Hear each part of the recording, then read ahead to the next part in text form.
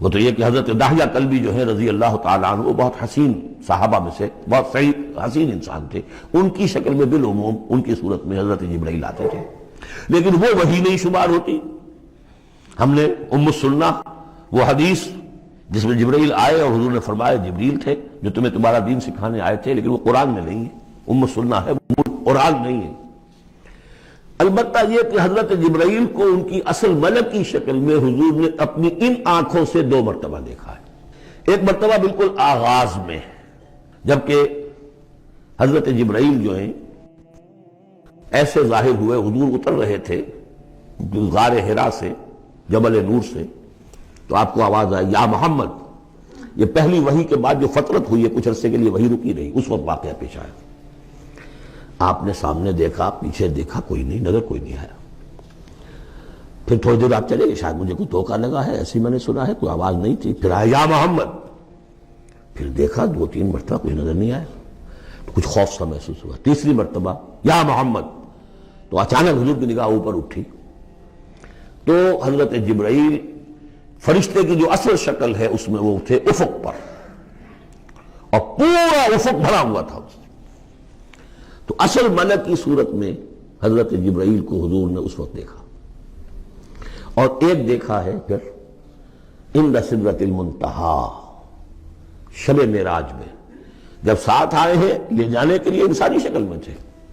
وہ سواری بھی ایسی تھی جس کو کہ براق کہا جاتا ہے، وہ بھی محسوس ہے تھی، لیکن یہ کہ جہاں انہوں نے کہا 7ویں آسمان پہ جا کر کہ بس اب آگے میری گنجائش، اب آگے آپ کو اکیلے جانا ہے، اس سے آگے اگر میں گزرا میرے پر جل جائیں گے، بے سوز تجلا بے سوزت پرم، اگر یکسر منہ برتر پرم، اگر میں نے اب اس سے آگے ایک بال برابر بھی میں آگے بڑھا تو میرے پر جل جائیں گے، تب آگے آپ کا کام۔ اس وقت بھی وہ ان کی اصل شکل میں ظاہر ہوئی حضرت جبرائیل علیہ السلام۔ یہ بات اس لیے ضروری ہے کہ جیسے محدثین جو ہیں وہ اس کی تحقیق کرتے ہیں کہ حضور سے کس نے سنا، اس سے جو روایت کر رہا ہے کہ میں نے اس صحابی سے سنا جو تابعی ہے، آیا ان کی ملاقات بھی ثابت ہے کہ نہیں؟ تابعین کے طبقے کا ایک شخص وہ ہے کہ جس کی عمر ابھی 6 برس کی تھی کہ وہ صحابی فوت بھی ہو گئے، اور وہ کہہ رہا ہے میں نے ان سے سنا، تو پھر وہ حدیث جو ہے محدثین اس کو قبول نہیں کریں گے۔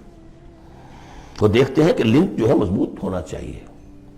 روایت ہے نا ان فلاں ان فلاں ان فلاں، حضور سے فلاں صحابی نے سنا، اس نے سنا، اس تابعی نے سنا، یہ لنک جو ہے یہ ملاقات ثابت ہونی چاہیے۔ تو چونکہ جو حدیث اللہ ہے، یہ قرآن کیا ہے؟ حدیث اللہ، یہ حدیث ہے، احسن الحدیث اللہ الذی انزل احسن الحدیث کتابا متشابہا مثانیہ، یہ ہم پڑھ چکے ہیں سورہ زمر میں۔ اس حدیث کا یہ حدیث اللہ سے کس نے سنا؟ جبرائیل نے۔ جبرائیل سے کس نے سنا؟ محمد نے۔ تو ان کی ملاقات ثابت ہے۔ اصل ملکی شکل میں حضرت جبرائیل کا دیکھا جانا اس اعتبار سے بہت اہم ہے، اس لنک کو اسٹیبلش کرنے کے لیے اس کو یہاں پہ بیان کیا جا رہا ہے۔ ما ضل صاحبکم وما غوا، تمہارے یہ ساتھی ہے لوگوں، یہ محمد نہ بہکے ہیں اور نہ بے راہ ہوئے ہیں، نہ بھٹکے ہیں۔ وما ينطق عن الهوى، اور یہ جو کچھ کہہ رہے ہیں اپنے جی سے نہیں کہہ رہے، خواہش نفس سے نہیں کہہ رہے۔ ان هو الا وحی یوحی، نہیں ہے یہ مگر وحی جو ان کی طرف کی جا رہی ہے۔ علمہ شدید القوی، انہیں تعلیم دی ہے، سکھایا ہے اس نے جو بہت طاقت والا ہے۔ یہاں حضرت جبرائیل ہیں جو مراد ہیں۔ علمہ شدید القوی، یہ قرآن کس نے سکھایا محمد کو؟ شدید القوی، ذو مرۃ، وہ بڑا زور آور ہے، فاستوی، وہ سیدھا ہوا، وہو بالافق الاعلی، اور افق اعلیٰ کے اوپر وہ محمد کو نظر آ رہا تھا صلی اللہ علیہ وسلم۔ ثم دنا فتدلی، پھر ذرا نیچے کو لٹکا، قریب آیا، فکان قاب قوسین او ادنی، اور پھر وہ اتنے قریب آ گیا کہ جیسے 2 کمانوں کا فاصلہ ہو یا اس سے بھی قریب۔ فاوحی الی عبدہ ما اوحی، پھر اس نے وحی کی اللہ کے بندے کی طرف جو وحی کی۔ وہ وحی کون سی تھی؟ وہ ہے اصل میں وحی رسالت۔ وحی نبوت جو تھی وہ تو شروع میں آ چکی، اس کے بعد یہ فترت ہو گئی تھی، کچھ وقفہ پڑ گیا تھا۔ شروع میں وحی جس سے کہ حضور کی نبوت کا ظہور ہوا ہے وہ تو ہے اقرا بسم ربک الذی خلق، خلق الانسان من علق، اقرا وربک الاکرم الذی علم بالقلم، علم الانسان ما لم یعلم۔ لیکن اب یہ سورہ مدثر کی آیات اس وقت نازل ہوئیں، یا ایھا المدثر، جب حضور گھر آ گئے اور پھر آپ نے اپنی اہلیہ سے کہا، خوف زدہ تھے جو کہ منظر دیکھا تھا، ملک کی شکل، فرشتے کی شکل، اب وہ تو حضور ہی نے دیکھا جو دیکھا، ہم تو نہیں سمجھ سکتے کہ آپ نے کیا دیکھا، لیکن یہ کہ اس کے بعد آپ آئے، آپ نے کہا مجھے کمبل اڑا دو، لحاف اڑا دو، لحاف اوڑھ کر آپ لیٹ گئے، تو پھر وہ وہی یا ایھا المدثر قم فانذر وربک فکبر، اے لحاف میں لپٹ کر لیٹنے والے کھڑے ہو جاؤ اور خبردار کرنا شروع کر دو لوگوں کو، اور تمہاری اس دعوت کا نقطۂ آغاز تو انذار ہے، اور اس کا ہدف دنیا میں تکبیر رب ہے، رب کو بڑا کرو، اس کی بڑائی منواؤ، اس کی بڑائی نافذ کرو، اس کا نقشہ کھینچا گیا ہے۔ علمہ شدید القویٰ ذو مرۃ فاستویٰ وہو بالافق الاعلیٰ ثم دنا فتدلی فکان قاب قوسین او ادنیٰ فاوحیٰ الی عبدہ ما اوحیٰ ما کذب الفؤاد ما رأیٰ۔ جو کچھ انہوں نے دیکھا ان کے دل و دماغ نے اسے جھٹلایا نہیں، یہ نہیں کہا کہ نہیں یہ کیا ہے۔ دیکھیے ایسا ہوتا ہے کہ کوئی غیر معمولی سی بات آپ دیکھیں تو ایک شخص ہو جاتا ہے، میں خواب دیکھ رہا ہوں یا حقیقت دیکھ رہا ہوں۔ آنچی نہیں بیریم بیداریست تو یارم یا بے خواب، اے اللہ جو میں دیکھ رہا ہوں یا ہم دیکھ رہے ہیں یہ بیداری میں دیکھ رہے ہیں، یہ خواب میں دیکھ رہے ہیں، وہ غیر متوقع چیز۔ لیکن نبی کو کوئی شک نہیں ہوا، ما کذب الفؤاد ما رأیٰ، یکسوئی کے ساتھ دل و دماغ اور جو بھی آپ کی آنکھ دیکھ رہی تھی ان میں کوئی کانفلکٹ نہیں تھا۔ ما کذب الفؤاد ما رأیٰ فتمارونہ علی ما یریٰ، تو کیا تم اس سے جھگڑتے ہو اس چیز پر کہ جسے وہ دیکھ رہا ہے؟ اقبال نے کہا نا کہ قلندر ہرچے گوید دی نہ گوید، جو شخص اپنا دیکھی ہوئی چیز بیان کر رہا ہے تم اس سے جھگڑ رہے ہو، تمہارے لیے تو وہ ایک غیب کی خبر ہے، اس نے تو دیکھا ہے۔ افتمارونہ علی ما یریٰ وَلَقَدْ رَآهُ نَزْلَةً أُخْرَىٰ، اس نے تو ایک مرتبہ اور بھی دیکھا۔ کہاں دیکھا؟ عند سدرۃ المنتہیٰ، شب معراج میں سدرۃ المنتہیٰ، کوئی بیری کا درخت ہے، وہ کیسی بیری ہے؟ ساتویں آسمان کی بیری، وہ آخری حد ہے، مخلوق کوئی اس سے آگے نہیں جا سکتی۔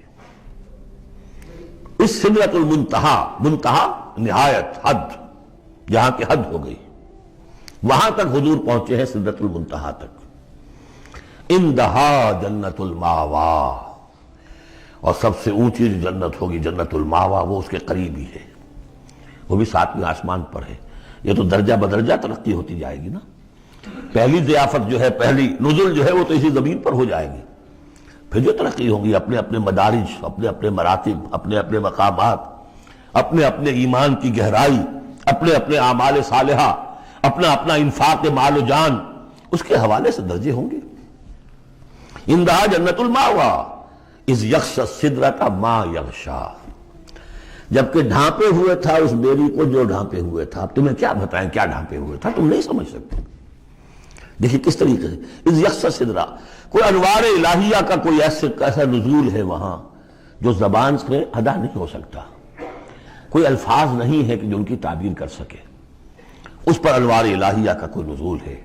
اذ یغشی السدرۃ ما یغشی، جبکہ چھایا ہوا تھا اس بیری کے اوپر جو چھایا ہوا تھا، جبکہ ڈھانپا ہوا تھا اس بیری کو جس نے ڈھانکا ہوا تھا۔ ما زاغ البصر وما طغیٰ، نبی کی آنکھ اس وقت نہ کج ہوئی نہ حد سے بڑھی۔ یہ دو انتہائیں ہوتی ہیں، ایک تو یہ کہ آپ کسی انٹینس لائٹ کو فیس نہ کر سکے تو نگاہ ہٹائیں گے، آپ یہ جھپک لیں گے، فیس نہیں کر سکتے اگر آپ میں ہمت نہیں، استعداد نہیں ہے۔ نبی کا ظرف اتنا تھا کہ ان انوار الہیہ کا براہ راست مشاہدہ کیا ہے، اور نگاہ آپ کو ادھر ادھر کرنے کی ضرورت پیش نہیں آئی۔ لیکن طغیٰ ایک حد ادب بھی ہوتا ہے جس سے آگے انسان کو نہیں جانا چاہیے۔ نگاہ جو ہے اس نے بے ادبی کی روش بھی اختیار نہ کی۔ علامہ اقبال نے، واقعہ یہ ہے کہ اس آیت کو میں نے سمجھا علامہ اقبال کے ایک شعر سے، اور اکثر و بیشتر لوگ نہیں سمجھ سکے اس آیت کو۔ ذوق و شوق کے نام سے جو ان کی نظم ہے بال جبریل میں، وہ میرے نزدیک ان کے شاعرانہ جو ان کی استعداد ہے اس میں بلند ترین نظم ہے وہ، جہاں تک پیغام ان کا جو ہے امت مسلمہ کے لیے، اس کے لیے ابلیس کی مجلس شورا، وہ کلائمیکس ہے، اور وہ ہے بھی ان کے آخری زمانے کی نظم ہے، سن 36 میں انہوں نے کہی ہے۔ اس کے بعد تو بیماری اتنے رہے ہیں، بہت کم اشعار کہے، لیکن اس میں ذوق و شوق میں ایک شعر ہے: عین وصال میں مجھے حوصلہ نظر نہ تھا، عین وصال میں مجھے حوصلہ نظر نہ تھا، گرچہ بہانہ جو رہی میری نگاہ بے ادب، میری نگاہ بے ادب بہانہ تلاش کرتی رہی کہ میں مشاہدہ براہ راست کروں، حالانکہ عین وصال ہے اس وقت، لیکن یہ کہ میرے اندر حوصلہ نہ تھا کہ میں حسن کا براہ راست مشاہدہ کر سکوں۔